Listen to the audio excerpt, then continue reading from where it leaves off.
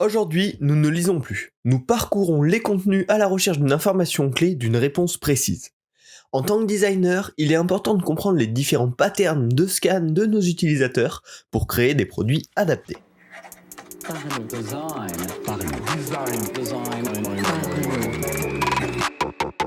La saison 5 de Parlons Design est propulsée par ZKKOS Theory, le site des product designers. Salut, c'est Romain Pachna, bienvenue dans un nouvel épisode de Parlons Design dans lequel on va parler des patterns de scan. En effet, aujourd'hui, que ce soit nous, mais également l'ensemble des utilisateurs, personne ne lit l'ensemble des contenus sur le web. Tout le monde est toujours en permanence en train de scanner les informations à la recherche d'une information clé, à la recherche soit de l'objet précis de leur recherche, soit d'une information qui va pouvoir les intéresser, qui va pouvoir leur apporter une vraie valeur rapidement. Et en fait, même dans des longs articles, même dans des petits articles, même sur Twitter, les gens vont juste scanner les blocs et voir si jamais ça attrape leur attention, aller peut-être un petit peu plus en profondeur. Mais globalement, personne va lire l'ensemble du contenu. Et donc, bien sûr, faut s'adapter à ça. Et pour s'adapter à ça, il y a un moyen qui est plutôt efficace, c'est de reconnaître les patterns récurrents des utilisateurs durant le scan. Ils sont plutôt variés sur desktop, un petit peu moins variés, beaucoup plus linéaires sur mobile, mais on va voir, ils sont quand même assez intéressants à comprendre. Et pour découvrir ces patterns-là, il y a deux méthodes globalement. La première, c'est ce qu'on appelle l'eye tracking. Donc en fait, on va mettre des utilisateurs en situation réelle avec un équipement d'eye tracking qui va permettre de voir où est-ce que leurs yeux, où est-ce que leurs points d'attention visuelle sont fixés. Et ensuite, on va pouvoir créer, si on fait passer plusieurs dizaines d'utilisateurs là-dessus, pouvoir créer une map de comment s'est concentrée l'attention de l'utilisateur sur l'interface qu'on lui a présentée, de quelle manière il l'a lu au fil du temps, etc. Alors, bien sûr, c'est une méthode un petit peu coûteuse, un petit peu compliquée à mettre en place.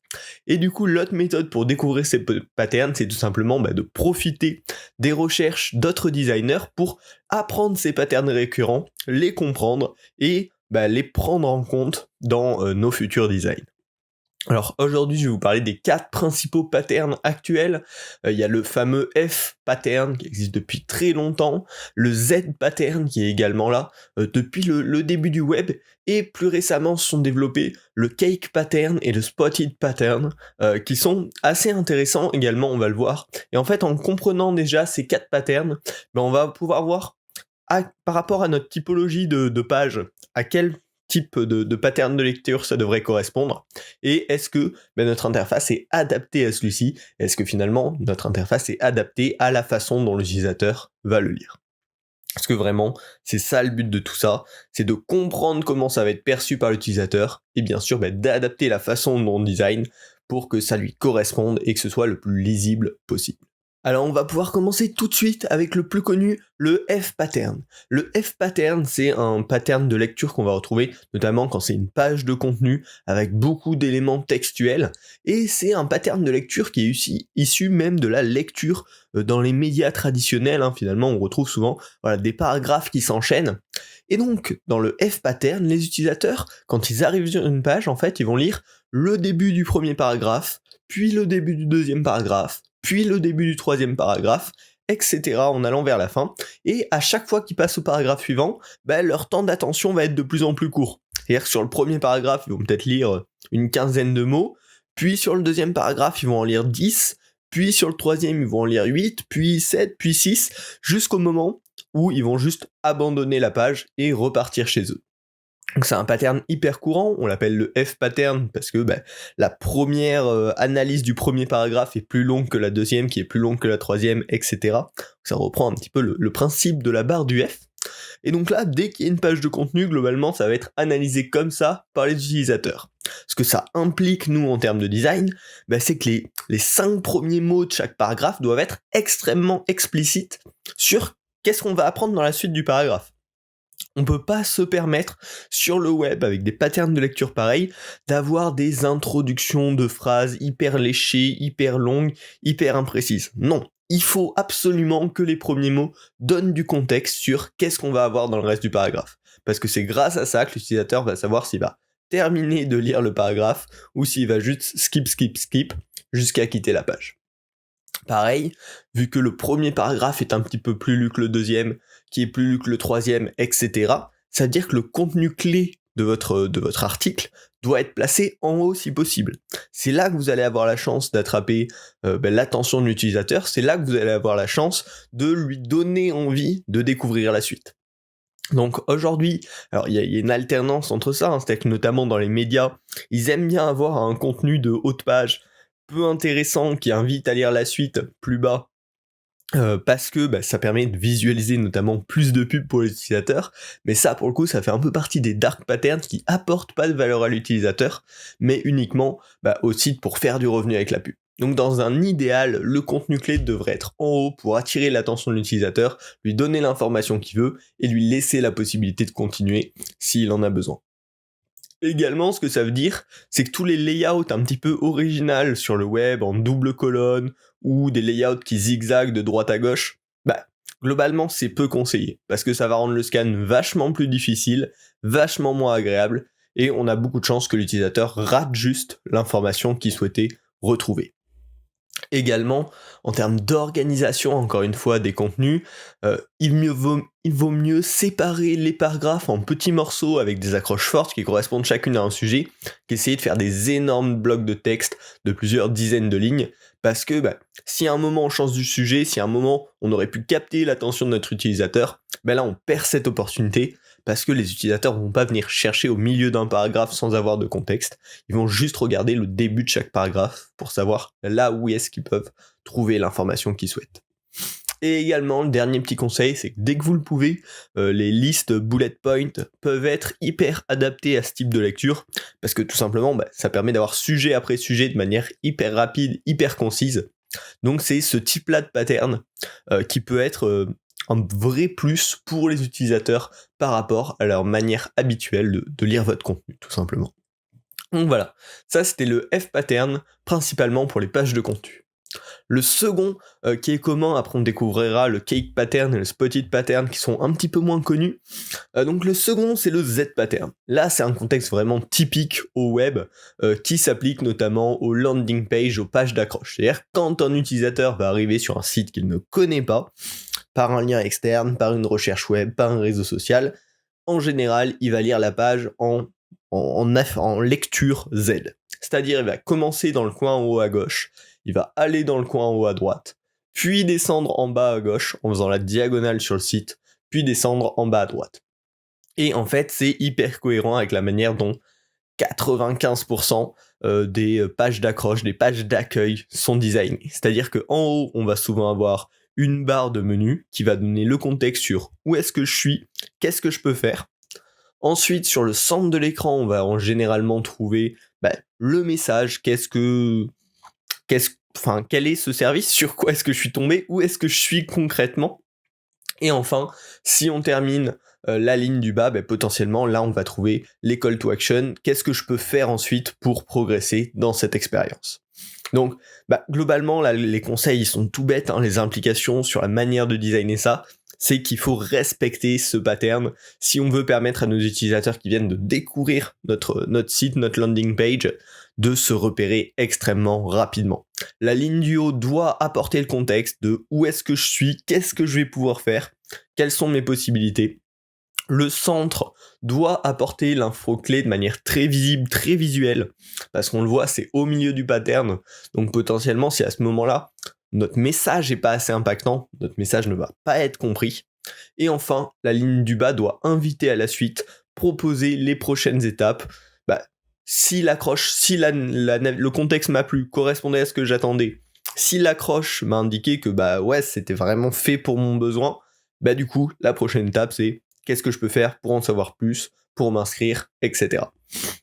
Donc voilà. Ça, c'est un pattern extrêmement classique qui fait aussi que la plupart des landing pages se ressemblent énormément, mais il y a une bonne raison pour ça, c'est que les utilisateurs sont habitués à visiter des milliers d'autres sites depuis des années, et du coup, quand ils arrivent sur le vôtre, ils vont essayer de le scanner de la même manière, et si ça ne se ressemble pas, si ça ne correspond pas à leurs attentes, potentiellement, ils vont pas bien capter le message, ils vont perdre du temps, ils vont pas apprécier, ils vont repartir.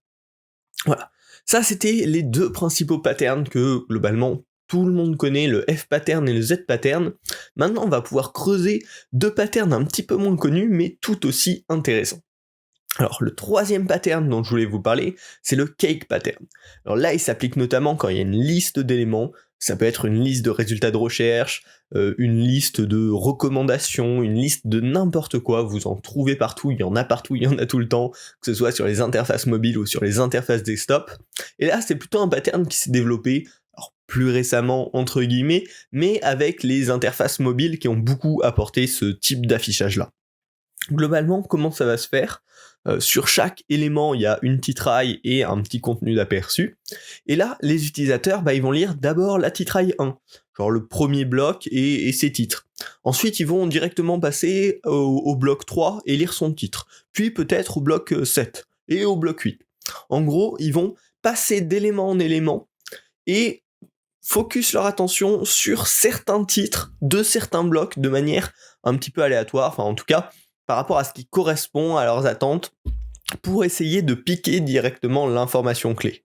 Donc là, ça veut dire qu'on a besoin d'avoir une titraille hyper claire, hyper visuelle, potentiellement les tags de dans quelle catégorie on est peuvent être hyper intéressants. Faut que les titres, aussi les premiers mots de chaque titre puissent donner vraiment l'information clé sur si je clique là-dessus, à quoi est-ce que je vais accéder.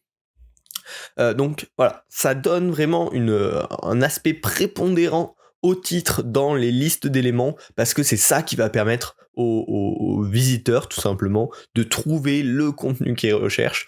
Et vraiment, il fonctionne en fixant bloc par bloc comme ça les titres. Donc il faut penser à optimiser ça.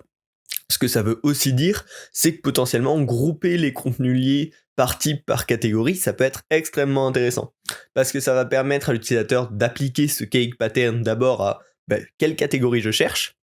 Hop, donc on lui simplifie la lecture, et une fois qu'il a trouvé la catégorie, au sein de cette catégorie, il va pouvoir à nouveau appliquer ce cake pattern de dans cette catégorie, quel est l'article, quel est l'élément qui m'intéresse vraiment. Et enfin, la troisième implication, c'est que il faut laisser de l'espace, de la respiration entre chaque bloc, entre chaque élément cliquable, parce que c'est ça qui va simplifier le scan.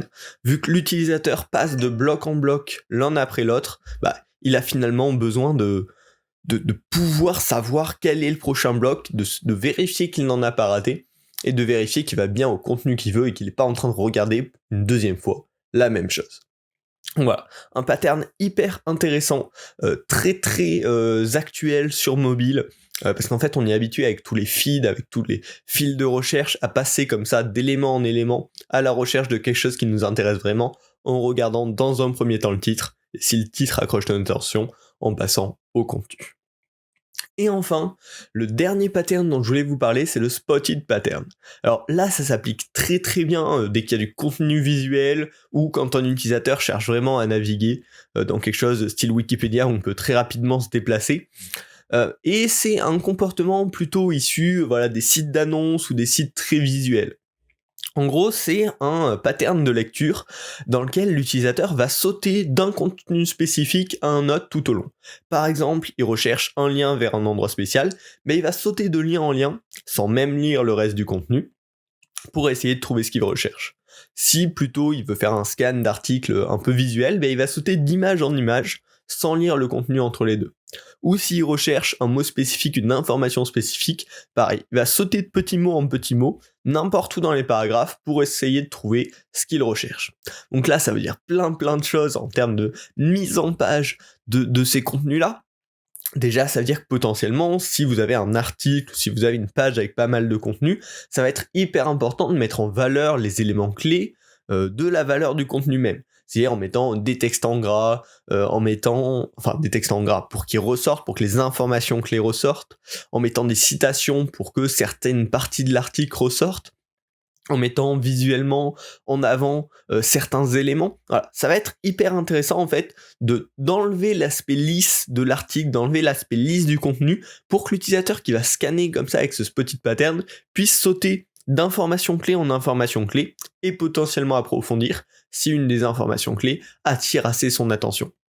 Ça veut également dire que les éléments d'action doivent être facilement repérables, que ce soit les liens, que ce soit les boutons au sein d'une page, faut qu'ils soient hyper repérables et hyper cohérents entre eux pour que l'utilisateur puisse passer d'un lien à un autre sans se perdre, et ou d'un bouton à un autre sans se perdre également, sans avoir de difficulté à effectuer ce spotted pattern. Pareil, ça veut dire que les noms de ces liens et de ces boutons doivent être auto-explicites pour que l'utilisateur n'ait pas besoin du contexte pour comprendre ce que ça veut dire. Les liens cliquez ici ou c'est par ici, non, là ça vient complètement à l'encontre de ce spotted pattern, parce que l'utilisateur ne doit pas avoir besoin du contexte pour comprendre qu'est-ce qui va se passer s'il clique sur ce lien, parce que plein d'utilisateurs lisent avec ce spotted pattern. Et enfin, la dernière implication de tout ça, c'est que le contenu visuel doit être hyper explicite et guidé vers le texte pour approfondir, mais le contenu visuel, dans l'idéal, doit pouvoir se suffire à lui-même, parce que beaucoup de monde vont justement uniquement lire via les gros liens, via les gros textes qui ressortent, et via les visuels. Donc voilà, j'espère que ces patterns vous auront intéressé, que ça vous aura appris des choses. C'est vraiment des patterns de scan à connaître, à comprendre, parce que c'est ce qui représente l'usage des utilisateurs, la façon dont ils lisent les contenus. Et il faut toujours garder en tête que les visiteurs de nos sites web ou de nos applis, ils passent 99% de leur temps ailleurs que sur notre site. Donc faut les aider à comprendre le nôtre, et pour les aider à comprendre le nôtre, c'est pas juste copier le design visuel, mais c'est surtout copier les patterns de lecture, la façon dont ils sont prêts à digérer l'information pour qu'ils puissent la digérer au mieux. J'espère que cet épisode vous a plu. Si c'est le cas et que vous voulez plus de contenu sur le design, vous pouvez bien sûr vous abonner au podcast Parlons Design sur votre plateforme préférée. Et si vous voulez juste plus de contenu de design, des articles, des vidéos et tout plein de choses comme ça variées, je vous invite à vous abonner à Partageons Design. C'est une petite newsletter gratuite, également disponible en flux RSS sur Feedly, dans laquelle je recommande des articles, des contenus sur le design que je sélectionne à la main dans ma veille quotidienne, et que je vous rebalance directement, des fois avec des petits commentaires. Donc n'hésitez pas à vous y abonner, le lien est en description. On se retrouve la semaine prochaine pour un nouvel épisode. Salut! Parlons design.